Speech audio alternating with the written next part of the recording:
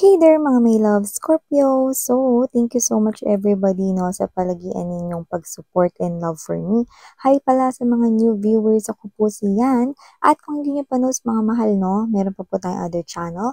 Link is down below sa ating description box. Kaya kung interesado kayong tumambay dyan din, pwede kayong tumambay dyan. Meron din tayong ina-upload dyan na collective readings araw-araw. No? And when we say collective readings, anumang zodiac sign ninyo, welcome na welcome kayo there, no? Basta just take only what resonates, okay?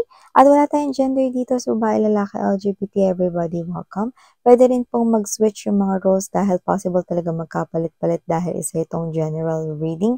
And at the end of the day, lahat kayo ay may free will na free nyong gamitin anytime, anywhere. So let's go ahead and check these messages right here for you, is Scorpio. So Archangel Michael, thank you so much. Together with the angels and guides, can we get messages for Scorpio, please? What does Scorpio needs to know? Can you please show me? What does Scorpio needs to know? Messages para kay Scorpio. Kung may cross-watchers ni Scorpio, welcome ka dun. Kung may Scorpio placement sa kanilang natal or birth chart, welcome din po kayo. So let us see.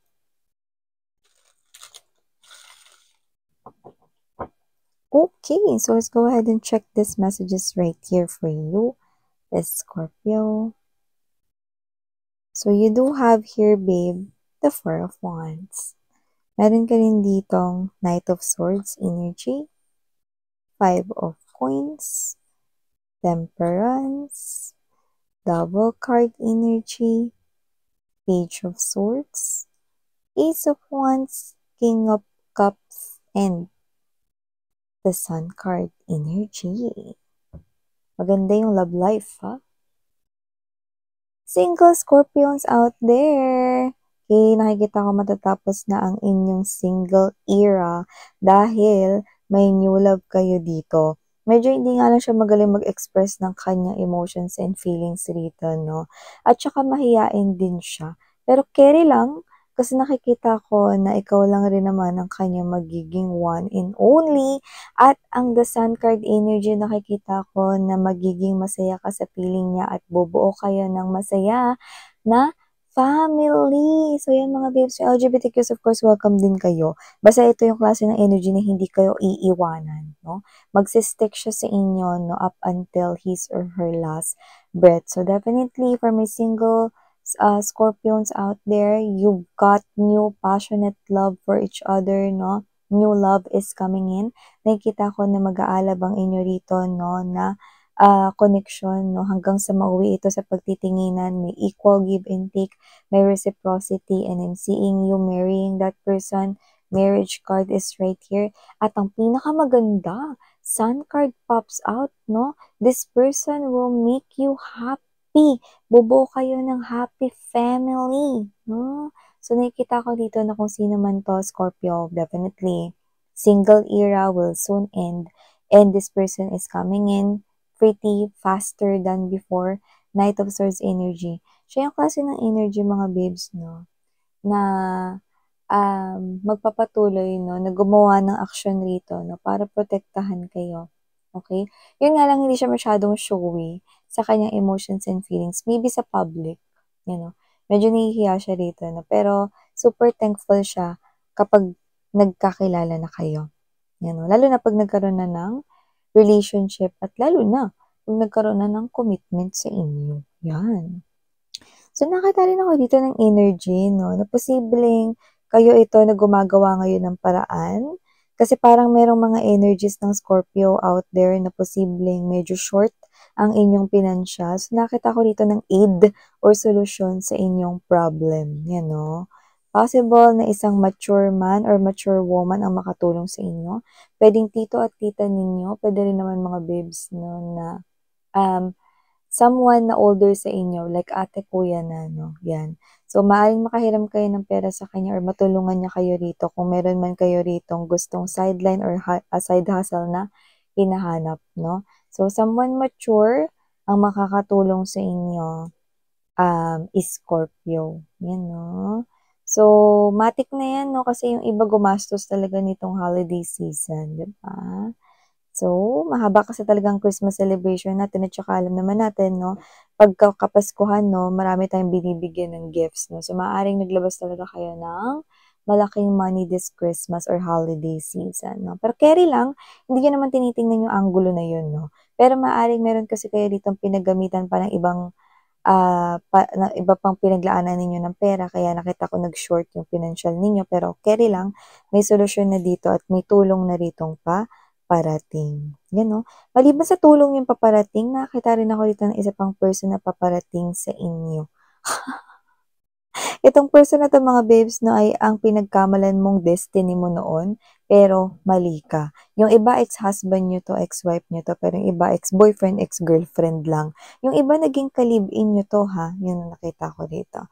Pero kung sino man siya, okey, darating siya ulit rito 'no, para yan 'no, makahut-hut ulit ng pera dito sa inyo, 'no.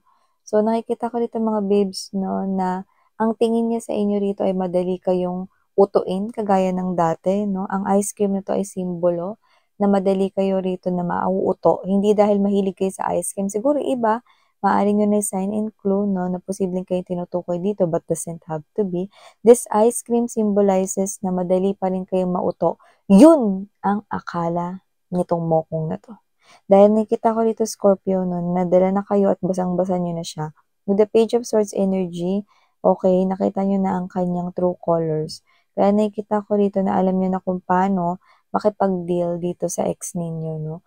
Alam mo yung energy niya na parang tinuturing niya kayo ritong bata 'no, parang feeling niya, um kayo pa rin 'yan 'no, nung iniwan niya kayo or nung nag-separate kayo, kayo pa rin 'yan at gano'n pa rin yung pakikitungo niyo sa kanya. Siguro pinakitaan niyo 'to ng inyong labi-dabi 'no, na side, mabait, maalaga, maaruga kayo sa kanya, sweet kayo sa kanya, Scorpio 'no, 'yan 'no, sa kabila ng kanyang kawalang hiyaan.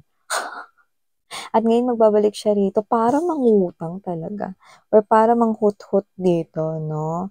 Uutuin niya kayo rito, yung akala niya kung mauuto niya kayo, 'no, okey? Kasi nakita ko dito na kahit nakapikit pa ang isa ninyong mata, basang-basa niyo na siya,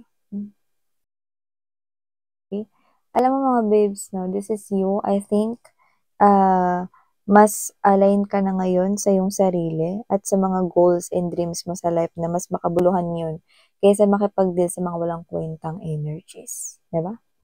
So, maliban diyan nakita rin ako rito 'no ng, maaaring meron ka ritong paparating na salo-salo. Ewan ko kung reunion ba 'yan kasama ang family or reunion kasama ang mga dating mga kaklase or baka school or university 'yan. So, nakita ko rito na you will have a good time kasama 'yan, okey. So, nakita lang ako rito ng energy na baka lang merong isa diyan na hindi mo masyadong feel, baka masyadong magyabang. Hindi naman ikaw yung pinariringgan 'no, pero maaaring isa ka sa mayabangan sa kanya 'no. So, yun lang yung nakikita kong energy rito 'no, na parang may aatinan ka, happy-happy, party-party 'no, pero meron diyan na maaaring may mayabangan ka or whatever 'no. Basta parang yung energy niya is hindi kayo gano'n ka-close or baka bagong makikilala dito 'no, pero hindi mo feel, may gano'n. Medyo mahangin nga siya 'no, yun ang nakikita ko dito. Well, kung sino man siya possible na hindi straight ang hair niya, okey? Possible na natural na wavy yun or parang pa-wave 'no. Kaya kung straight man yung makikilala niyo malay niyo nagplantsa. Lalo na 'pag event 'di ba, uso naman ngayon ang plantsa sa buhok 'di ba? Pero ang natural talaga niya na flow ng hair ay wavy, okey or baka may pagka-wavy or kulot yung natural hair niya. 'Yan yung isa sa mga evident na clue dito, okey? So, nakita rin ako dito na posibleng may mag-adopt ng animal or pet, cat, dog, fish, hamster, rabbit, ano man 'yan, kung anong trip ninyong alaga 'no. Nakikita ko na 'yang alaga ninyo na 'yan 'no, kahit na Year of the Snake pa ngayon, kahit anong alaga pa 'yang kunin ninyo, swerte niyo 'yan sa inyong 2025, yes. Kasi the more na mahalin kayo or maging clingy ang pet ninyo sa inyo, the more na mag-a-attract din ng maraming blessings sa inyong life. You know? So, the more na minamahal mo rin yung pet mo, no? At the more na nagiging happy ang energy mo, no? Kasi alam mo mga babes, no? Yung mga pets, soulmate din yan. Okay? They make us feel comfortable. They make us feel safe, no? And secure. Kapag wala tayong kausap sometimes, no? Yung pakikipag-usap natin sa kanila, kahit ang sagot nila is yung meow meow. Or arf arf, no? Or yung simple nila na parang pagwag ng kanilang tail or pag hug nila sa inyo, being close to you at all times, no? So comforting, no? Yan, may ganong klase ng energy. So they will bring good vibes, positive aura, and at the same time, fortune or good fortune ng mga opportunities sa inyo is Scorpio. So, maliban dyan, na nakita rin ako rito ng someone younger than you. Medyo iba yung kanya ritong magiging tingin sa inyo. Medyo hindi lang ako sure, pero hindi ko naman nararamdaman negative siya. Possible na kaya kanya rito inoobserbahan at tinitingnan kasi may chance na baka ma-fall siya sa inyo. So, maaaring magsimula ito sa crush. Yeah. Kasi hindi ko naman nakikita rito na aawayin niya kayo or isa siya rito na competitor or whatever. Iba eh. Parang nakikita ko rito may chance na ma-fall siya sa inyo sa kalaunan. Yan. Okay? For some reason, may clue rito no, na maaring mag-resonate sa iba. Pwedeng kung sino man yan, no, possible na same kayo ng pinagtatrabahuhan or same ng building na pinagtatrabahuhan. Just take out this resonates. May same sa inyo. Pwedeng same barangay, same residential area lang kayo, yan no? Or same kayo rito ng parang probinsya. May ganun. Kasi may same kayo. Okay? More likely location yun. Yes, location. Okay? So, maliban dyan, Scorpio, nakita rin ako dito ng energy na possible na para ka rito bumalik sa pagkabata or teenager vibes mo. So, hindi ko alam kung bibisitahin mo ba yung dati mong school or pupunta ka sa amusement park, no, na parang nakikita ko rito na mag-unwind or mawawala rito yung stress mo. So, tingin ko yung pupuntahan mo is amusement park, or yung parang may pagka-Disneyland vibes, no? Or kung dito sa Pilipinas, Enchanted Kingdom ka pupunta, yung mga ganyan na vibes, no? Like yung mag-enjoy ka, no? Ayun na nakikita ko rito. Okay? So, maaaring meron dito na parang aya-aya with friends or with special someone right here at mukhang dun kayo magde-date or dun kayo magagala ng barkada kung friends naman ang mga kasama mo or kung family mo. You know? Or kung may kids kayo, no? Isa rin na malaking chance yon kasi hindi lang yung kids ninyo yung mag-e-enjoy, pati na rin kayo. Yan, no? Tsaka mawawala yung stress ninyo, no? Yung sumakay ka nga lang sa bump car, di ba? Wala namang edad yun, di ba? Mas masa kayo dun eh. Di ba? Ang sarap sa feeling pag biglang nabunggo yung bump car mo, no? Yan, enjoy lang, di ba? Kahit parang medyo naalog yung ulo mo. Kasi malambot naman yung bumangga sa'yo eh. Tapos, syempre, kung labi-dabi mo pa yun, habulin mo ako. Ganun. Diba? So, maliban dyan, Scorpio, nakita rin ako dito ng energy na possible na mag-general cleaning ka. Yan, no? Hindi ko alam kung bahay mo ba to, kwarto mo lang ba tong general cleaning mo or yung desk mo, kung sa office man ito, no? Meron kang makikita dyan ng mga gamit na mapapakinabangan mo pa pala. Yan. So, dahil dyan makakatipid ka pa. Yan, no?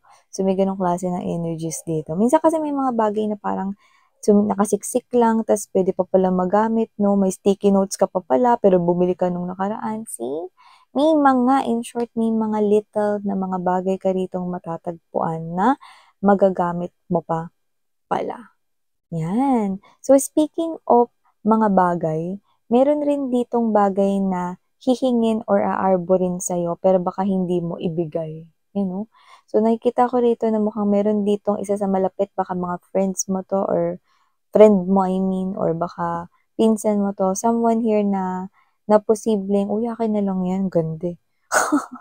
Uy, akin na lang tong kitchen, you know. Yan. May ganun. May hihingin siya rito, may aarborin siya. Ayoko nga. Yan, no? So, hindi ko alam kung may sentimental value yun sa'yo. Pero yung iba, wala namang sentimental value sa'yo. Pero maaaring ayaw mo lang ibigay. Ano? So, syempre nasa sa inyo yan, Scorpio. Muli ako po si Yana Onni, ang inyong ate yan. Maraming salamat sa oras mo at ito ang mga mensahe para sa'yo, Scorpio. Have a nice day. Sarang hiyo, love and light. Annyeong!